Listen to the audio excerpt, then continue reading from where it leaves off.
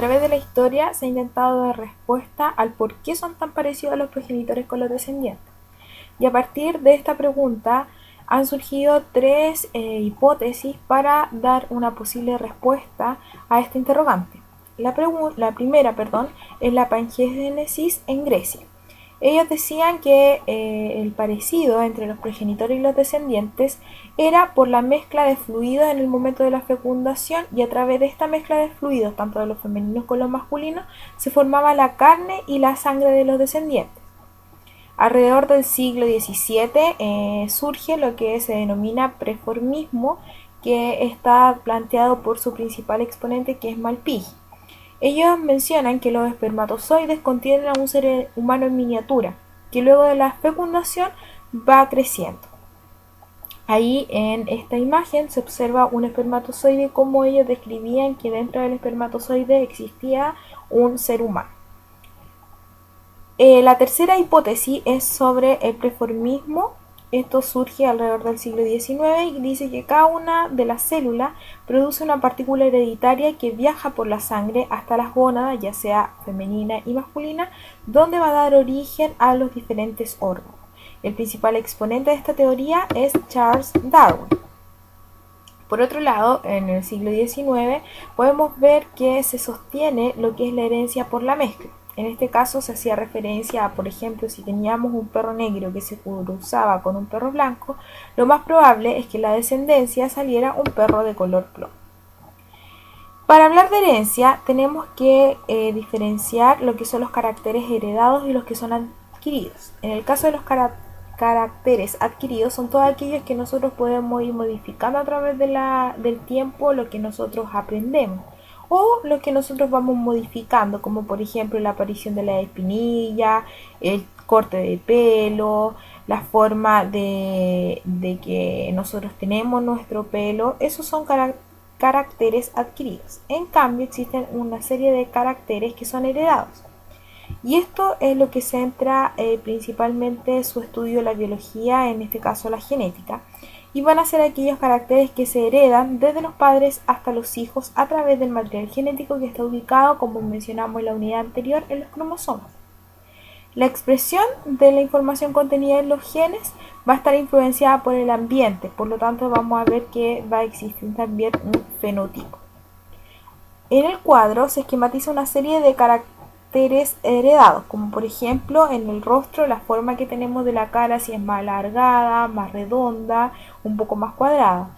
El color de los ojos, que está dado también por el ADN.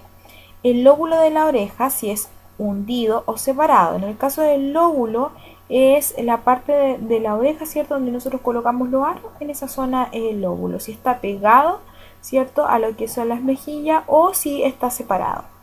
El ancho de la frente, en el caso del pelo tendríamos el color natural, el grosor, la línea de nacimiento y la textura. En cambio, en el color de piel, la vellosidad, los tipos de piel, si son piel grasa o también de piel seca, eso también va a estar dado por nuestro material genético. En el caso de las manos, nuestro tamaño, el largo de los dedos, la presencia de vellos y también la lateralidad, que en el caso de que nosotros usamos a menudo la mano derecha o la mano izquierda.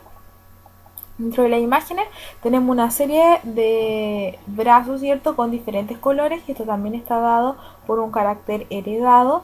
Tenemos la forma de nuestra cara y también aparece el pliegue del lóbulo de la oreja. Debemos mencionar además que los grupos sanguíneos también dependen de la información genética que nos transmiten nuestros padres, por lo tanto también estaríamos hablando de un carácter heredado.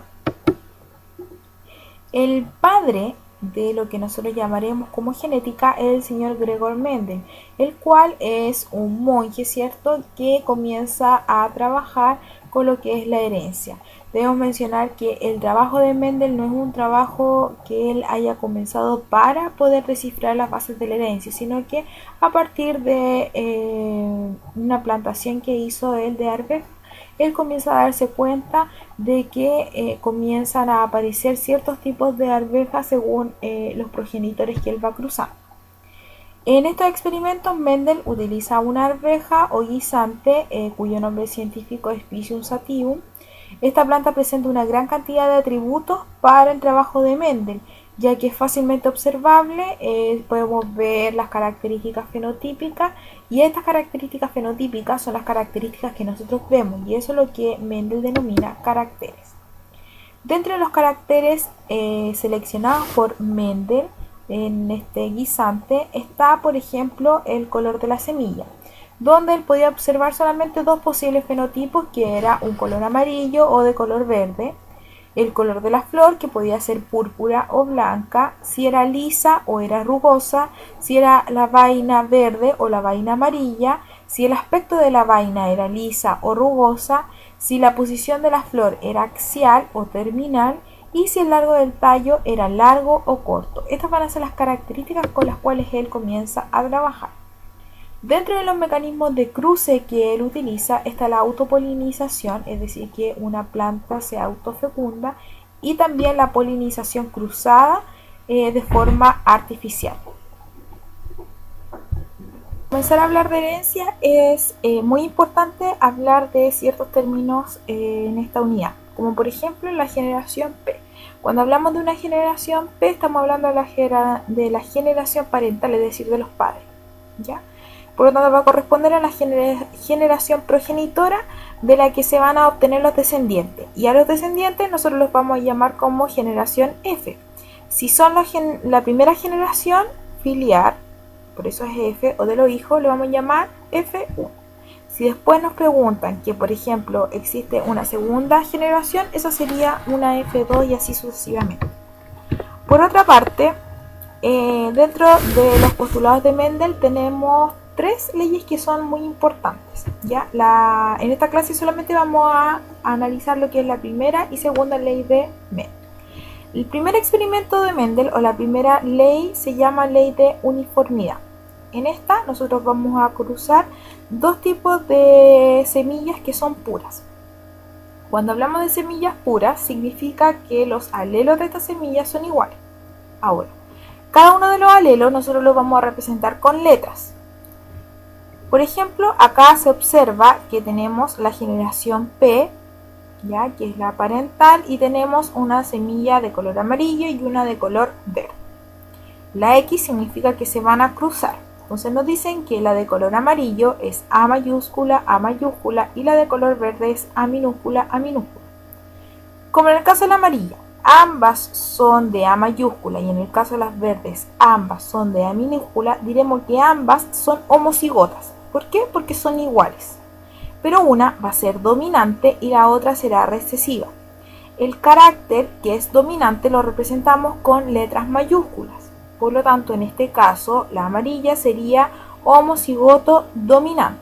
En el caso del verde, como está con letras minúsculas, llamaremos homocigota recesiva para el color verde. Siempre cuando tenemos dos alelos, siempre nosotros vamos a observar que el que nosotros podemos ver a simple vista va a ser el gen dominante. Por ejemplo, se cruzó una semilla de una planta de arveja, ¿cierto?, de color amarillo, en este caso puro, con otra que era de color verde, también puro.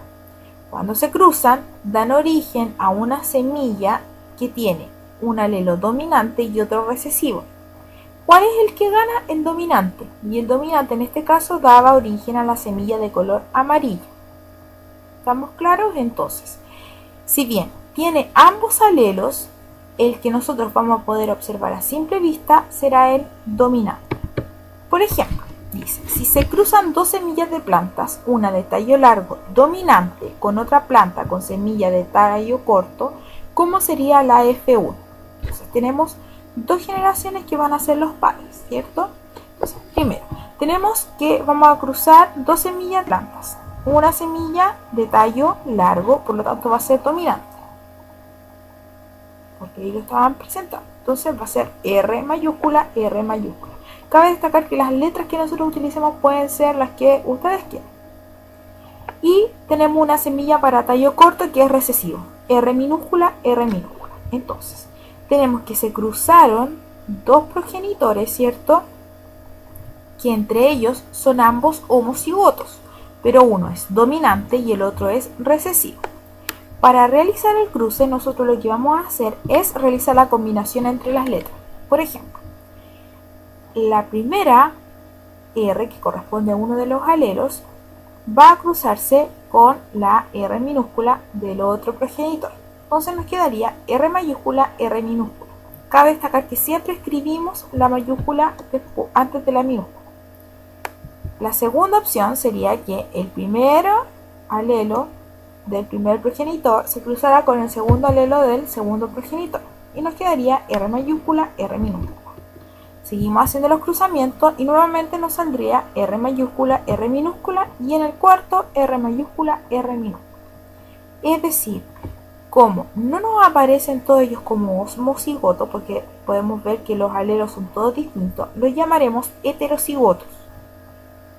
Entonces, tenemos que cruzamos dos homocigotos, un homocigoto dominante con un homocigoto recesivo y obtenemos la posibilidad de que si existen, por ejemplo, cuatro generaciones filiales, todas serían heterocigotas para el tallo largo. Por lo tanto, el genotipo, que va a ser lo que nosotros no observamos, pero sí va a estar dentro de los genes, va a ser 100% heterocigota, o 4 heterocigota, porque van a existir 4 posibilidades de ser heterocigoto dentro de las 4 posibilidades que existen. Y el fenotipo es lo que nosotros vamos a observar. Como siempre, el que gana es el gen dominante. Las 4 posibilidades serían todas plantas, ¿cierto?, con semillas de tallo largo. Ahora, el segundo experimento de Mendel, o la segunda ley de Mendel, es la ley de segregación, en la cual se realiza el cruzamiento de variedades que sean heterocigotas. Entonces, acá en este caso, nosotros tenemos que de la F1 anterior, si podemos ver, obteníamos, ¿cierto?, una semilla, ¿cierto?, o un tipo de planta que era heterocigota, pero que seguían siendo o seguían mostrando su carácter que era dominante. Entonces tomamos ahora de la F1 dos semillas, entonces eran dos heterocigotas y realizamos el cruce. Esta era la F1 porque son las mismas semillas que tomamos del experimento número 1.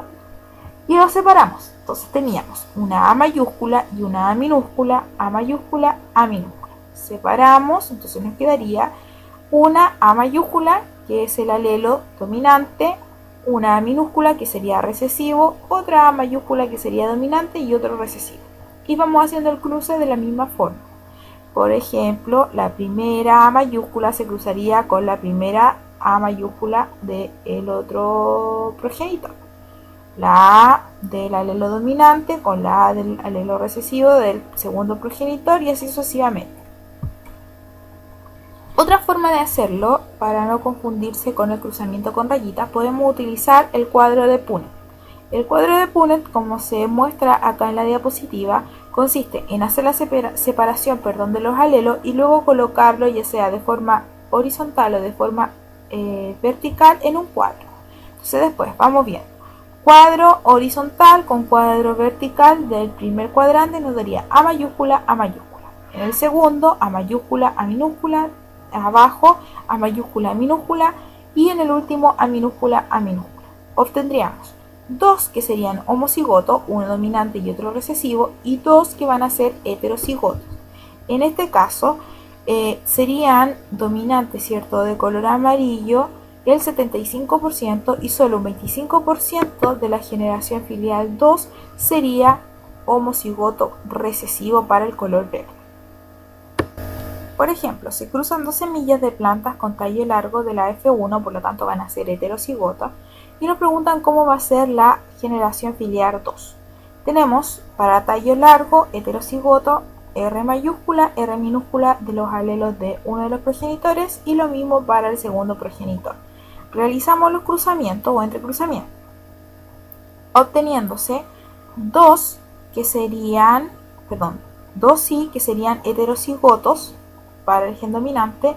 Tendríamos la aparición de uno que va a ser homocigoto dominante y de un homocigoto recesivo. Por lo tanto, en el genotipo sería que uno de los 4 serían homocigoto dominante, uno de los 4 serían homocigoto recesivo y 2 de los 4 serían heterocigotos. Por lo tanto, el fenotipo de este cruzamiento sería 25% de plantas con tallo corto y un 75% de plantas con tallo largo. Acá queda de manifiesto que siempre el gen o lo que nosotros vamos a poder observar va a corresponder al gen dominante o al alelo dominante.